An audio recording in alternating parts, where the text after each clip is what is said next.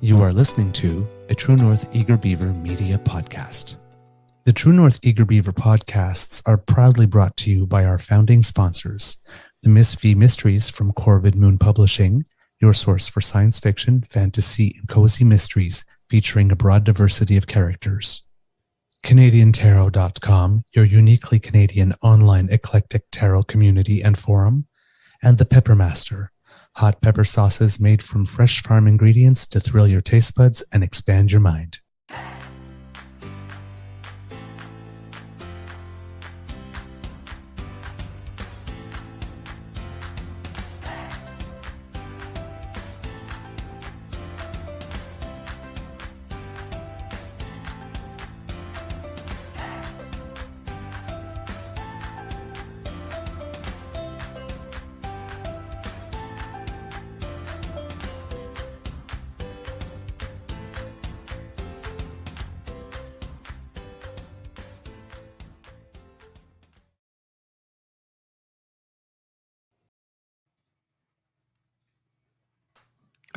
Well, good morning and hello, kits.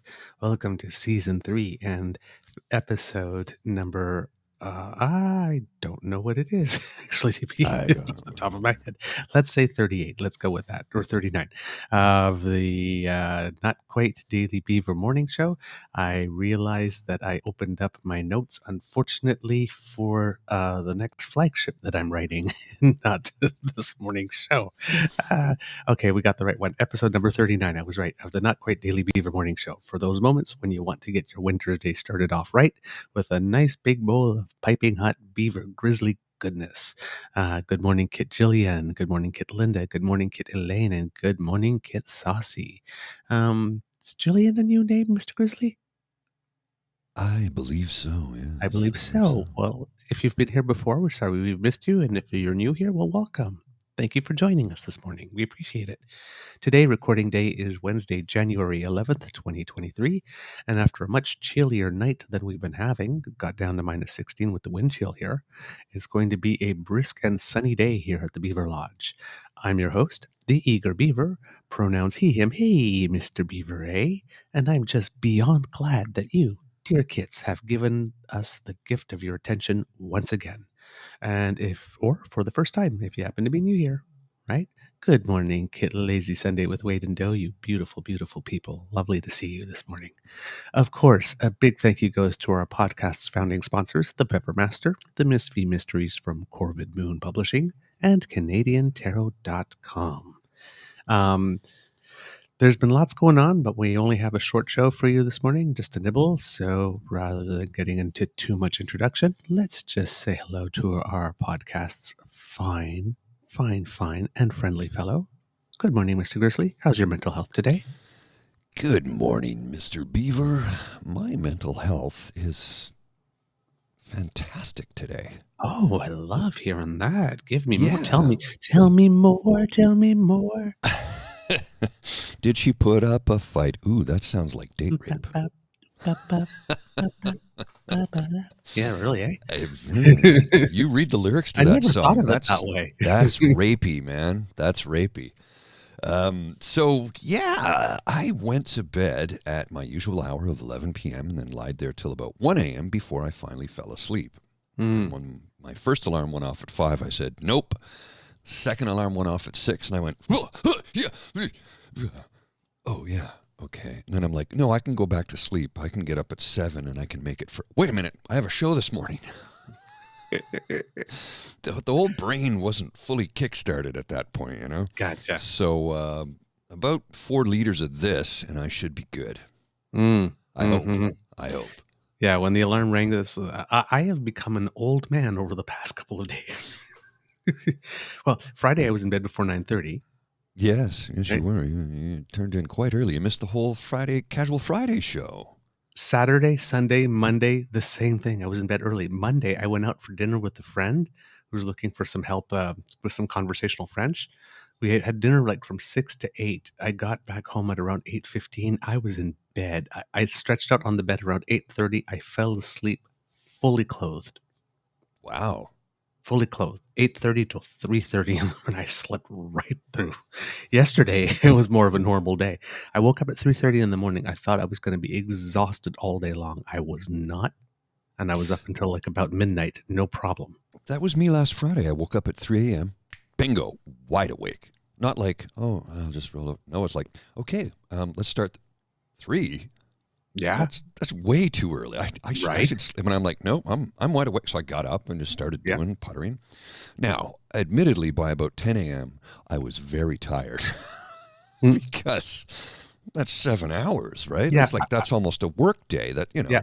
I had a bit of a dip around 10 as well, but I got a second wind and no dip at all. Même chose pour moi, mon ami. I was fine. I mean, well, I went right through the day, and then I was up till about maybe 11-ish, which is not out of the ordinary for me. So I was able to join in the Casual Fridays with James Fiore on Blackballed. So yeah, somehow I made it through the day. Weird. They kind of busted your balls there. I'm still like halfway through the show, and I don't care. I thought it was hilarious. But yeah, they were really busting my hump. they on were that really one. busting your balls. I was like, luckily, I So- have very big, broad shoulders, and I can take a beating. Don't read into anything about that. That's not what I meant by that. That's not my thing. I don't like it. I don't care for it. I do not enjoy or care for pain or dominance. Nope. Nope. Nope. Nope. I'm just tough and I have a very high pain threshold. And that has to do with, spending a lot of time in the hospital when you're very, very young, getting jabbed and poked and prodded and cut and x-rayed. And I just, be brave, be brave, be brave is always what I was trying to be. So I would never complain. So, I have a very high pain threshold. Although, admittedly, as I've gotten older, I've discovered that it's diminishing somewhat. Okay. I have a high pain threshold too, but for some reason, like if I'm walking and I just happen to bump a corner or something, Oh, yeah, you drop I down. guess even though if it doesn't hurt, it's like I go, ow. Yeah. And it doesn't hurt. For some reason, my reaction is to say ow. I become this big old wuss. Well, I find, in my line of work, not these days so much, but in the past, I was on construction sites. So, like literally, if I put my arms underneath a UV light, you're going to go, "Oh, Paul, I didn't know you were a cutter." I wasn't a cutter. It's just my arms, and my hands are scraped everywhere from working on construction sites. Yep. So like literally, I did that once years ago, and they go, "Oh my goodness!" I go, "No, it's from work." Like my hands are. The scars that show up under UV light, you would be astonished. It's disturbing. Not if it were construction. No, I wouldn't be surprised. That's a rough job. Well, and the construction I worked in was in telecom. So we were building networks. So you're working around sharp metal objects constantly, So yeah, I'm cut up left, right, center, backwards, forwards. I also used to do, telecom from a I've done everything there is to do in telecom, from literally digging a ditch to lay a cable in it, to climbing a pole in -60 in the wind chill to splice fiber, to to work in the head end or the central office where you make all the connectivity for the telecom company that you're working for, to setting up networks from a software standpoint behind a keyboard in an operational theater. So everything there is to do in telecom, I've done. All right. Except make scads of money like the big companies. Oh, man. All right. Let's get to morning. Yeah. Good morning, Kit Jen. Good morning, Kit Mike H. And Kit Jillian does confirm it is the first time watching. So, hey, welcome to the our fold, guest. Jillian. Be our guest. I think you'll enjoy the chat. There's a wonderful group of people, a great community that we're building, and everybody is just great and welcoming. Be nice, be kind, and as Mr. Beaver always says, we welcome gentle corrections. If we make a mistake, let us know, but don't hit us over the head with a hammer. I've had multiple concussions. I can't have any more, okay? All right. Do you usually have something with which you want to start? So do you have something, Mr. Couple of little things. Right. Yeah. First one, let's pop this one up so we can drive all the RWNJs crazy.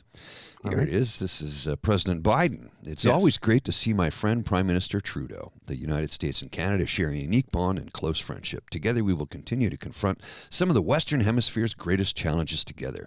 And they're sitting together in chairs, leaning over, smiling, and shaking hands. Of course, somebody's going to pick on Justin for his socks, which I find are pretty cool. And the brown shoes with the blue suit works perfect. You know, the man's got some style sense.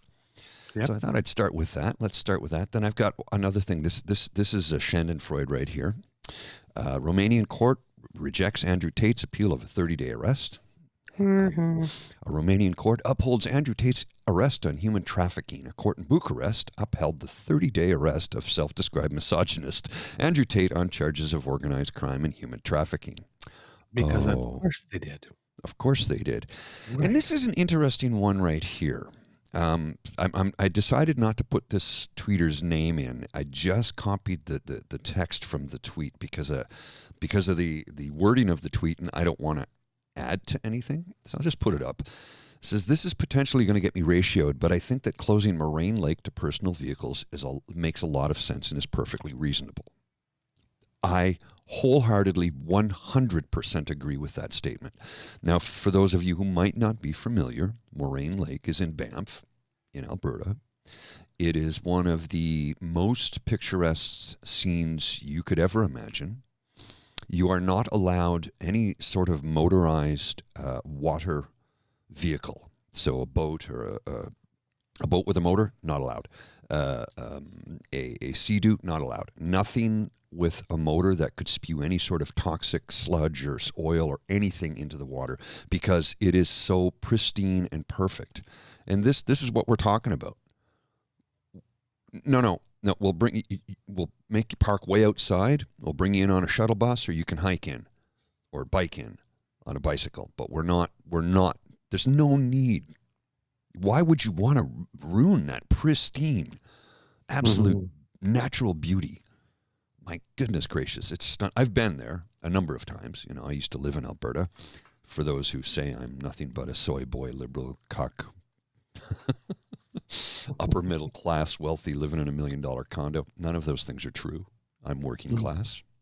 I need to reiterate that because there's new people joining in for the first time. I'm a working class stiff who worked in construction for 29 years.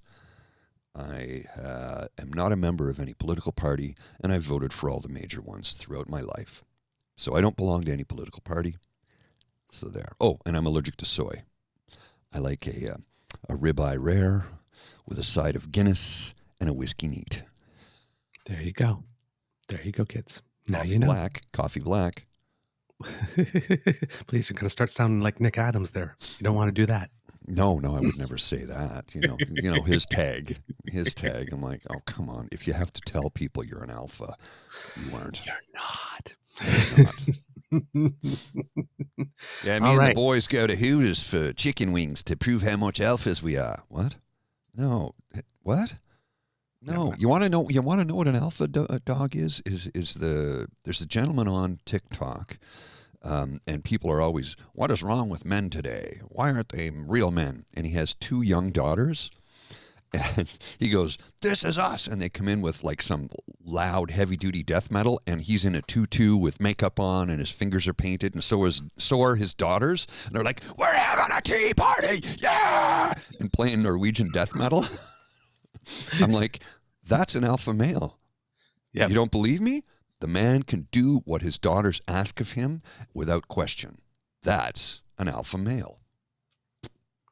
Yep. And does it on camera. Does it on camera for all the world to see. If I can find his TikTok, I'll show it to you because it's bloody brilliant. Talking about that image you showed us, that's from the North American Leaders Summit, formerly known as the Three Amigos Summit, which they don't call it that anymore because they wanted to get away from that image. Of For those of you who are too young to know, we're talking about a film from the 1980s starring Chevy Chase, Martin Short, and Steve Martin. You can look it up, The Three Amigos. Yep. So they apparently ever since you Apparently. showed me that clip of I that know. kid Stuck in saying your it. head, isn't it? Yeah, it's not apparently, it happened. I should keep a loop of him. Just apparently, I'll have to upload a loop. It happened. Uh, uh, on Monday, U.S. President Joe Biden met with Mexican President, often goes by uh, the acronym AMLO, Andres Manuel Lopez Obrador, and they had some bilateral talks at the beginning. That evening, the spouses and the leaders all dined together, and then the next day, Prime Minister Justin Trudeau joined for a trilateral meeting with the other two, as well as a bilateral meeting with President Joe Biden, in which we made a commitment to help Ukraine with some missile defense. We agreed to purchase something that we would send to them.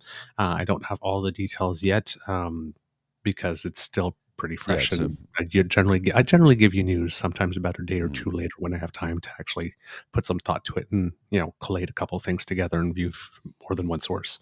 I saw a But the comment president, about that where somebody says, "So what are we now, a broker for Ukraine's weapons?" It's like, no, it's a multilateral agreement. Do you know how the world works? Apparently not. yeah, really.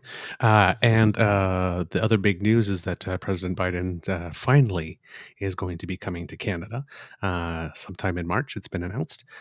It's a little surprising that it takes that long because most often Canada is the first visit that the Yes. U.S. president makes.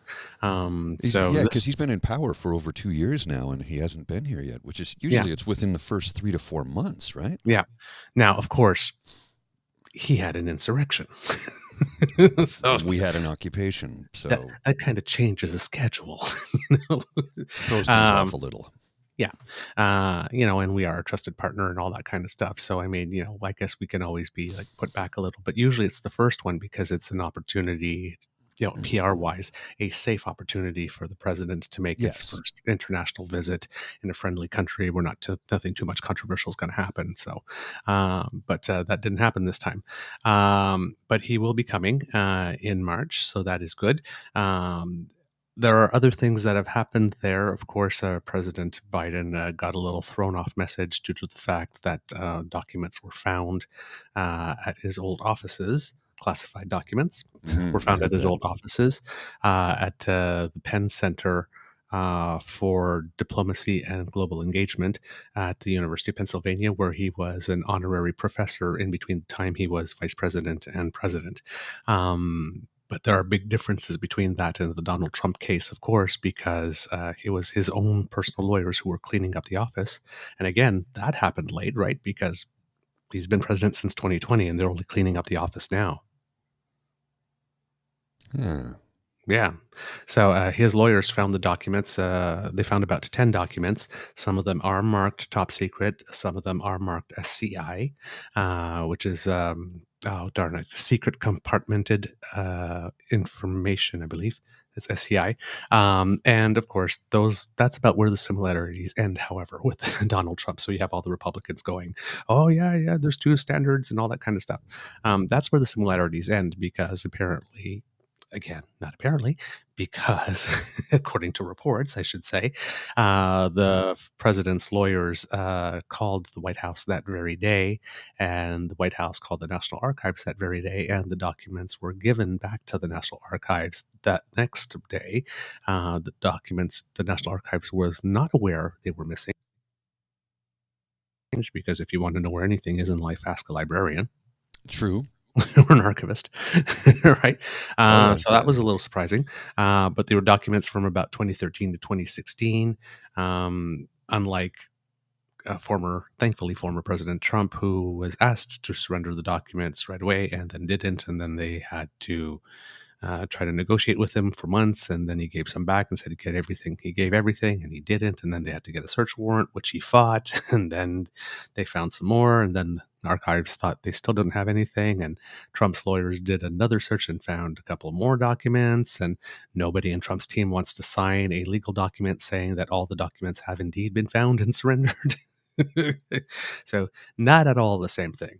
And while the Republicans are going to try to make big hay on this, basically, saying that they're both the same thing. What we're having right now is an exercise in tone and countertone, as I mention often. And which is what you want to do in politics, adopt the right countertone, as in the president is actually doing what he needs to do once documents are found, as opposed to the other one who has not. So, you're going to hear a lot of BS about that over the next couple of days, but there's probably not going to be much there.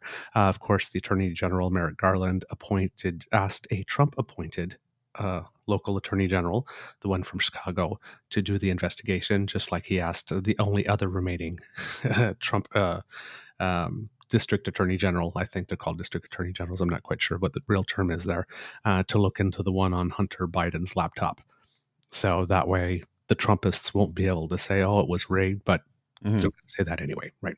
Because if you don't find the things that they want you to find, that they claim exist but probably doesn't, then they turn around and they say it was rigged or somebody did something wrong, right? That's just the playbook. But that's basically what's going on there. The president basically sidestepped everything for the first few days, but then for the first while when he was asked about it, just choosing to remain quiet, and then finally spoke out on it. Unfortunately, I can't tell you what he said because I didn't have time to write it down, and I don't remember it off the top of my head, and I don't want to give you incorrect information, but I will update with that when I'm able to do that. In other political news, the former finance minister, Bill Morneau, granted an interview to CTV, their Sunday morning political show Question Period, because he's got a book coming out. Of course. Let's plug the book. Right. And media is trying to make this be salacious because he does say some things, there were leaks around the time where the finance minister left his position. Of course, he was mired in a little bit of scandal as well with regard to the We affair. And he's trying to make it seem after the fact that there was a lot of tension between him and the prime minister, and that he's trying to frame himself as someone who was trying to be a little more fiscally responsible than the prime minister was. And, especially in this era of inflation. So I guess I would say that he's trying to frame his next step with a little bit of revisionist history, because people construct their own narratives about themselves. Let's put it that way. Now, but the problem is, I'm the most interesting man in the world.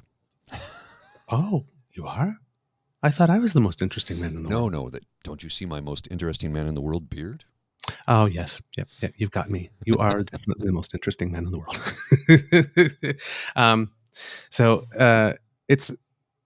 But when you listen to the interview, it's not a Jody Wilson-Raybould style, set fire to the whole place on the way out. Pour the gasoline and toss the match. Yeah. The thing is that everything he says, he's basically hedging.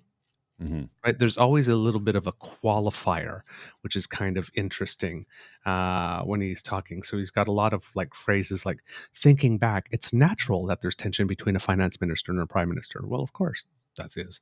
To be fair to both sides, what the prime minister and his team were trying to do appropriately is, right? It's not this government, it's every government that will be faced with the challenge of. So, there's all these little qualifiers. Did you think that the prime minister was a bad manager? Well, I think everyone can do better. I think we could have done better while I was there. I think that the government can do better now. So they're always hedging, right? But he was trying to create some distance. So it came across as a bit tiny passive aggressive. And our former finance minister, two of his problems is that one, he wasn't a very good politician, and two, he wasn't a particularly good communicator. And that kind of shone through in this interview, because you really weren't sure what his point was, really. Because why would you try to make a point? I'm guessing he's maybe a little sharper in the book about these points. But in interview, it's almost like he doesn't want to, like I said, he wants to create this impression that there is some distance without, I don't even want to say poking the bear, just without, striking a match. He's trying to have it both ways, Right. I'm guessing. So it comes across as a little weak or wishy-washy in the interview, as That opposed would to be called saying, the double-headed dildo. well, no, just opposed to saying, like this, we disagreed. Like, for example, the when COVID hit, he wanted to give people 10% on wage supplement, and the prime minister decided it was going to be 75. Now, that's a big difference of opinion. Huge difference of opinion. Now, But that 75 saved lives. 10 would not have been enough. And they had first No. announced 10, and they got roundly criticized because Denmark and other countries had already announced 70, right? So he basically convinced the prime minister to go 10, and they went public with that news. And then they got raked over the coals. That's bad politician, right? Morneau did Yes, not it read the is. room well, and then made the government vulnerable. Other things that he did, he only wanted a 1-year freeze on the employment insurance benefits, but the prime minister ended up doing that for 2 years. And during the COVID crisis itself, Morneau brought forward legislation that allowed unlimited tax and spend powers without parliamentary oversight, which everybody jumped on to consider as a power grab. I personally had no problem with that, given how fast things had to move if they had to make some changes. But people had a big problem with that. But he's the one that proposed that policy and wrote the legislation and went out, and that left the government vulnerable yet again. One, because mainly in this part because it was very, very poorly communicated, because I'm sure that many people would have understood had it been explained in the context of needing to move fast and break things, rather than we're just going to do this. And that terrain for that needed to be prepared. You needed to be talking about that for a few weeks publicly to sort of build, rather than just introducing legislation. Boom, we're doing that. Because then it does. It does not necessarily that it looks like a paragraph, but you leave yourself open to have all your enemies or your political opponents, who are just waiting there for you to frame something in the wrong way and twist it, that you're trying to power grab. So you kind of set the people up for that. And then, of course, he had some scandalettes, let's put it this way, with regard to We Charity, where the ethics commissioner had decided that while Prime Minister Trudeau didn't break any rules, because, of course, the money in the We program was flow-through money that was going to go to students, and there was absolutely nobody in his family, right, who was a student or could have benefited from that or got a public speaking gig as a result of that. When it came to Morneau, the ethics commissioner had determined that his relationship with Craig Kielburger specifically was one of friendship. So when we talked about Mary Ng and Armando Alvaro, you're right that one had been at the other one's wedding. Well, when Craig Kielburger was about to have a child, like this, he shared that news with Morneau personally, right? Yes. So they were friends. The optics weren't great. Like this. And part of what the ethics commissioner is doing is defining what a friend means, right? So is the Aga Khan a friend versus is Craig Kielburger a friend versus is Armando Alvaro a friend? Because it's friends and family, right, in the ethics law. Right. And the ethics commissioner had decided that Morneau broke the federal ethics law in 3 ways. One, by failing to recuse himself from Cabinet's decision to outsource the $900 million student volunteer grant program to the organization, because it was a friendship relationship. For allowing his staff to disproportionately assist We because of his ties to co-founder Craig Kielburger, right? A lot of his staff were showing up at We events, for example, and it was a job requirement, apparently, to be there. And then for ultimately improperly furthering We's private interests. So it's 2 years later, and memories sometimes are short, but that's the way he went out. And yes, there were leaks, saying that there was some tensions between them. And yes, probably those leaks came from the prime minister's office in order to encourage him to go. And when Morneau left, he said he was leaving to pursue the secretary general position at the OECD, which he did not get. He had to bow out on the penultimate round of voting because he just didn't have the votes. And then we haven't heard much from him since then. So no, we've not. So yeah, this is sort of like his, again, not that he had that much to rehabilitate. He just wasn't a very good politician or communicator. It's not like he was like incredibly scandalous or Not terrible. everybody's got that, right? It just wasn't his thing. Just wasn't his thing. And he was finance minister for the first 5 years, which is a pretty long tenure for a finance minister, actually. They usually switch out a little more, a little faster than that. So, I would think, yeah. yeah. But, he had basically become a liability, so he did have to go. So, yeah. It just struck me as a little more as a framing exercise for his legacy so he can move on to his next step. But I think I would have had a little more respect for this had he actually taking a firm position said, yes, I did support 10% and here's why. As opposed to saying, well, I could have done better and they could have done better. And, I think the prime minister, I was finger of blame. Yeah. Sort of like, I was, yes, we all have to be focused on letting people know that they're going to be okay and comfortable. But as a finance minister, I have a secondary consideration to the long-term view on things, right? The things that we need to plan for the next 20 years. And since we're all victims of the 24/7 news cycle, that, the disadvantage of that is that it takes your eye off the ball when it comes to long-term planning, which is all true. But a little more steel in the spine as to what his differences were, without trying to set the place on fire, probably would have been more to his advantage in the exercise that he pursued. So there you go. That kind of happened. The other things. I've got a couple of quick Oh, things. please. A couple of quick things, yeah, because we don't have a lot of time. Yeah. I got a hard out in 10 minutes. So a couple of quick things. One, there was somebody yesterday who rambled on. Oh, it was Mark Strahl. That's right. Rambled on and kind of defecated upon the Minister of Transport. And here's the tweet: the Liberal Transport Minister must be held accountable for the second consecutive peak travel season that turned into chaos for many Canadian passengers. Conservatives led the effort to have the Minister, Airlines and Airports appear at the Transport Committee to provide answers. Okay, so Mark, first off, no government controls the weather yet. No government controls the weather. Number one, we had a massive winter storm right before Christmas. Okay. Also, you see that airlines understaff the airport and their flights so that they can lower their overhead and overbook passengers so they can increase the profit margin for their shareholders. Mm-hmm. If you want to change that, that means you have to nationalize them, which means that makes you a gatekeeper. Yep. The old saying, better to keep your mouth shut than to open it up and let the world think you're an idiot than to open it up and remove all doubt. This is, I'm paraphrasing because it's fool, not idiot, but this is exactly what this is. Mm-hmm. It's like, did you think before you spoke? Clearly you did not. Yeah. And what you're saying about that type of stuff, I mean, the weather was one, and in the earlier iterations, it was COVID.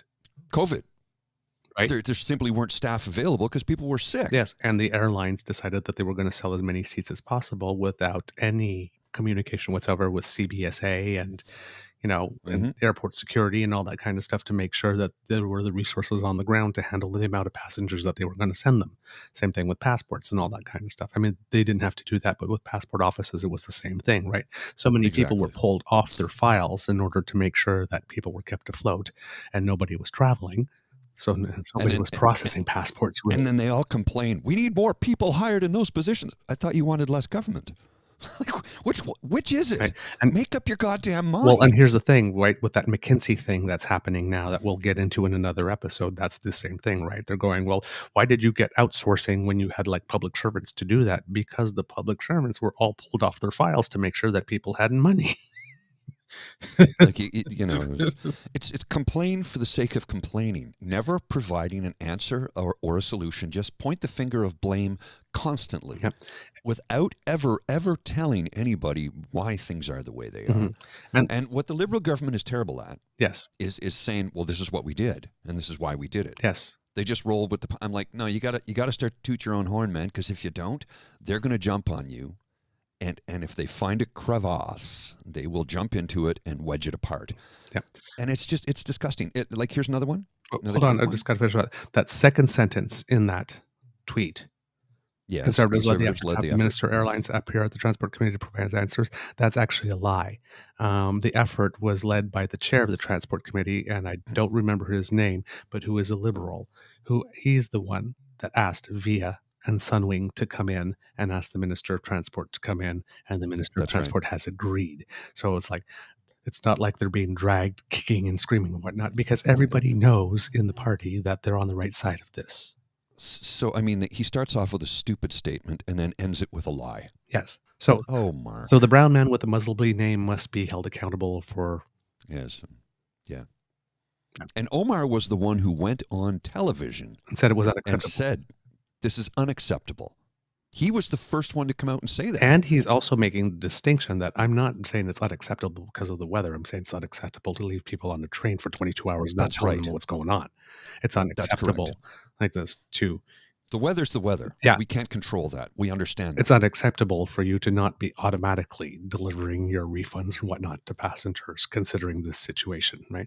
And he's also initiating another legislative review to try and change the compensation rules to make sure that airlines are doing what they need to do, because airlines are, of course, resisting that. And of Well, course, like, and to get rid of the 30,000 backlog complaint, because apparently only the 8 members of the board of the Canadian Transportation Association were able to adjudicate. And apparently they're going to try to make some changes, like for the things that are really obvious, that a lower level staff can say, yeah, this, of course, like rubber stamp this to send out the $300 check or whatever. So there are changes coming, but all of these are at the initiative of the Liberal Party itself, not from the Conservatives. there you go. So let's just bring up one more thing here quickly. Canada's F-35A, Canada's future fighter. So 19 billion, I think, is the... That's the amount that Minister Anand announced. I'm saving that one for the flagship. I've been doing a write-up on that. We'll go into detail on that. I wanted to bring it up, though, because who was it who purchased these? Who's the Prime Minister? Oh, that's right, Justin Trudeau. And who was the Prime Minister the last time we upgraded our fleet of fighter jets? Oh, that's right, his father, Pierre Trudeau. 1978, the order was placed for the CF-18s, and they were delivered, I think they started delivering in 81, or was it 82? Can't quite remember. But it's funny how the Conservatives love to go on about how they're all about the military and this and that when they close Veterans Affairs offices and they close military bases and they close this and they close that. And the Liberals are the ones who are always refilling the supply lines. Historically speaking, that is an undeniable fact. Yep. And now you also have Pepe Von Snipes going all over the internet saying, Justin Trudeau promised he would never buy these. Now he's buying 88. It's like, dude, you wanted to buy them too. There's a lot of issues involved here. There's a lot of issues involved with it. And Hughes... But here's the thing, right?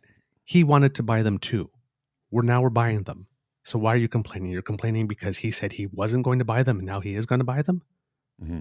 It's like, you wanted them. He's giving you what your party want. And the only reason we didn't have them before is because you guys screwed up.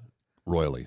Screwed up the contract, the competition and everything so badly that the Auditor General called you out, and the public backlash was so much that you had to pull back. So a couple of years later, held in contempt of Parliament? Wasn't that the spark for that? I'd have to double check on that. I always thought it was something about Afghanistan, but it wasn't, because I had looked into that a while ago. And you're right. It might have to be because of that. Yeah, because they were asking for documentation and that did not happen. Ironically, they're asking for documentation now on everything about McKinsey. We want the emails and all that kind of stuff. And just the quick take on that one, they're not going to find anything essentially here. So, I mean, Skippy's going way out on the ledge. Like, we need to know why and what this money was happening and why this organization has such undue influence, right? Because the main issue, very short, with McKinsey is that the Harper government had spent about $2.2 million on them, and the Trudeau government spent about 66.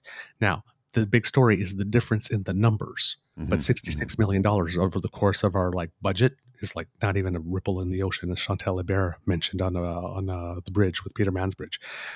So she is one of Canada's finest journalists. Right. So it's the spread between the amounts, but a lot of the amounts had to do with something with a digitization of processes and transformational digitization, and lots of stuff having to do with Canadian Border Services and immigration. And for that type of stuff, that expertise probably is not within the public service. And then, of course, you had the fact with regard to immigration and transportation, CBSA, a lot of people were pulled off files. and then we had Yeah. to come up with new policies on the fly. So he's going. This one isn't ill-advised. It's like when Andrew Scheer said, like 2 days into the we thing, that the prime minister should resign, and and we should call the police because this is criminal, and there was nothing there. Was nothing there. So he's going way out on the limb, a little too early, a little premature enunciation. Let's just call it that. That's good. I like that. That's good. Mm-hmm. So I've noticed here in the comments that Rhiannon was like, you need to get Hugh back on the show, and I'm like, yes, actually, we should. We need here it is. We need another show with Hugh, I think. Absolutely. Yes, and Hugh, welcome back. We've not seen you in a couple of days. Glad to have you back, brother. And yeah, you are correct, sir. There are complications. We've always been terrible at procurement for the military. That's no secret. If I grew up in a military brat, a military family, so yeah, well aware of the complications. Let's go all the way back to the Ross rifles. That's where it began, and then we can look at the Avro Arrow and how Diefenbaker killed that, effectively destroying the engineering core of Canada, because the bulk of the engineers that built the Avro Arrow went on to either work for Lockheed, which built the SR-71 Blackbird, the fastest aircraft ever built, or were key parts of the team that landed man on the moon in 1969. All factual. All Canadian engineers. They were hired left, right, and center right after Avro was shut down because, they were the best in the world at what they did. It was a massive brain drain. Absolutely, Hugh. You're right. So we'll try and arrange, Mr. Beaver, if you could get in touch with Hugh to make arrangements when we could get him on next, because I gotta run in like 2 seconds. So. Yep. I had a whole much more stuff to tell you, Kits, but we got to wrap up. But we got Friday. We got lots of time. News and other things, but yeah, we'll do it Friday. Kits, that's the end of this episode of Just a Nibble, the Not Quite Daily Beaver podcast. We hope you love listening to us because we loved making this for you. I have to speed through this to help Mr. Grizzly get to where he needs to be. Because democracy is something you do, please donate to the Red Cross or HEMA Quebec. Their blood banks are low, particularly for type O negative and platelets. So if you can help, please do. If you really like this podcast, you can find us on the Dean Blundell Network, as well as anywhere you get your podcasts featuring a grizzly bear and a beaver. If you're on Apple or on Google, and you can give us reviews, give us some stars, it helps. If you have any feedback, you can reach us on our Facebook page, our Twitter @TrueEager, and our email is truenortheagerbeaver@gmail.com. Subscribe to us via our pod page, podpage.com/TheTrueNorthEagerBeaver, with a hyphen between each one of those words. We are live streaming on Crier Media YouTube channel as well. So if you Crier, CRIER Media, which is a new thing. If you really like this podcast and you wish to encourage us to do more, we work for tips. Our tip jar is at coffee, ko-fi.com/eagerbeaver, ko-fi.com/eagerbeaver. Thank you, Jillian, for saying it's a great way to start the day. Get Jillian, we really appreciate that. And finally, if you'd rather get something for your money and just not leave us a tip, we've got merch for you.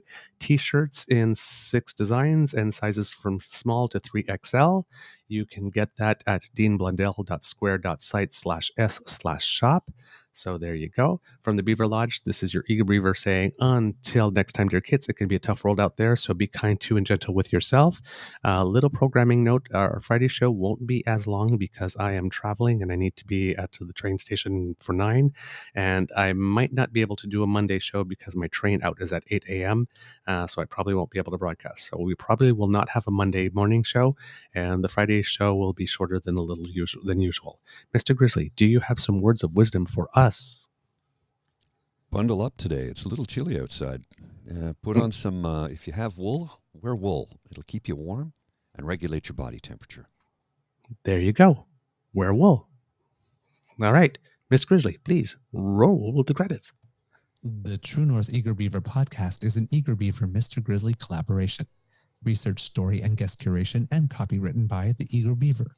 Recording, production, editing, and additional research by Mr. Grizzly. Music courtesy of Ben Sound Royalty Free Music. Once again, thank you to our founding sponsors, the Peppermaster, the Miss Fee Mysteries from Corvid Moon Publishing and CanadianTarot.com, and thank you to Pete Jarvis for our artwork.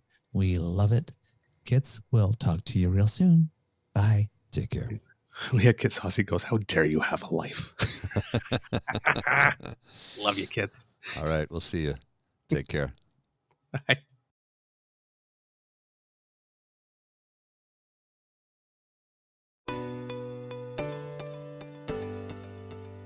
You are listening to a True North Eager Beaver Media Podcast.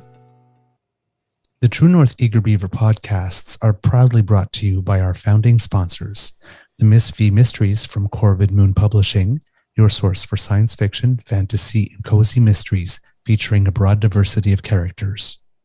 CanadianTarot.com, your uniquely Canadian online eclectic tarot community and forum, and The Peppermaster, hot pepper sauces made from fresh farm ingredients to thrill your taste buds and expand your mind.